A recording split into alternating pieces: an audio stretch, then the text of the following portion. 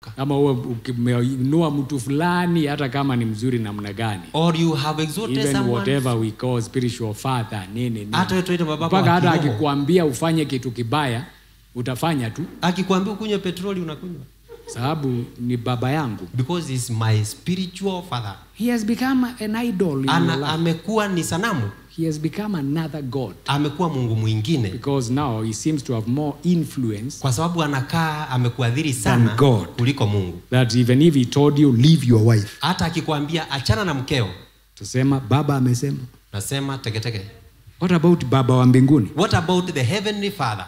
So nani mkubwa hapo? Who is greater there? Ni huyu amekuambia hivi. Is this one who has told become you your idol. Inakuwa sasa ni Mungu wako. It's very easy to find yourself an idolater. Ni rahisi sana kuwa mwabudu sanamu. Na una kitu umeunda kwako nyumbani. And you don't have any image in your house. Lakini wewe you are in the scene of idolatry and witchcraft. Wewe uko pale kwa uchawi na uabudu sanamu.